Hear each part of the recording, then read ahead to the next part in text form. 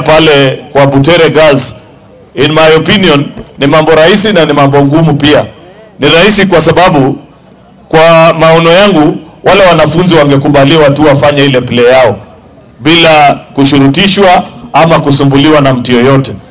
Lakini ya pili pia ni kwamba pengine polisi, mimi kwa maoni yangu walienda overboard, walifanya zaidi ya vile inatakikana. Nafikiri wangeleta amani, na ningependa kuomba polisi wetu wa Kenya, anytime where there is a disagreement, can we learn to bring order without necessarily using tear gas. I think tear gas is not healthy even for wananchi wa kawaida, na tear gas should be used saa ile imekuwa mwisho kabisa, ambaye maybe a rowdy crowd na watu wale ambao pengine they are not controlled. Lakini hii tabia ya polisi wetu, watu wakikuwa wengi wanarusha tear gas katikati ya wananchi, hiyo maneno inafaa iwachwe kabisa. Mimi sione kama hiyo ni jambo mzuri, because unajua tear gas pia iko na madhara ya afya.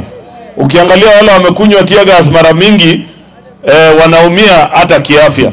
So we need to have a conversation as a country and better training for our police officers, so that this thing of releasing tear gas anytime there is a gathering of people that are disagreeing becomes a thing of the past. Lazima pia tuwe nchi ambayo inafuata sheria.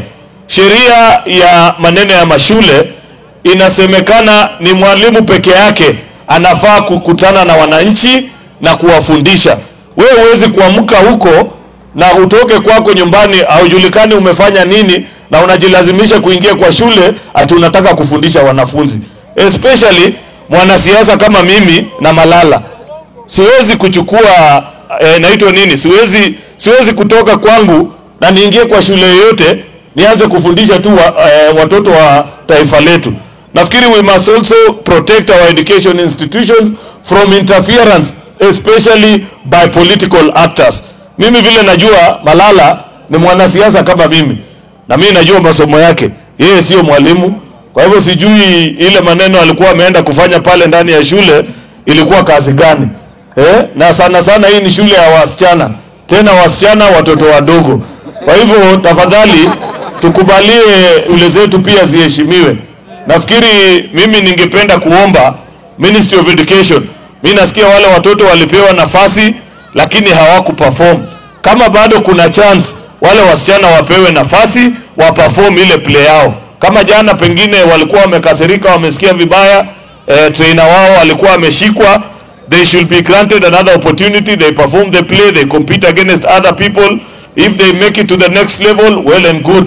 Ikiishia hapo pia watakuwa wamejaribu kama wengine, kwa sababu we want a country that is nurtured on democracy and the freedom of speech, where people can express themselves without fear of any repercussion. The last thing ni wale wanaitwa political scavengers, ambaye kitu yoyote ikitokea kwa Kenya wanataka tu kulaumu rais. Nimemwona wale ule sijui kina Eugene Wamalwa, Kalonzo, wa Munyoro. Sasa rais anaendesha nchi yako kule State House, maneno inatokea Nakuru, unataka kuuliza very soon hata mtu atakuwa kwa nyumba yake, bibi yake akipata mimba anataka kulaumu mpaka rais. Hiyo ujinga akina Kalonzo watu waachie kabisa.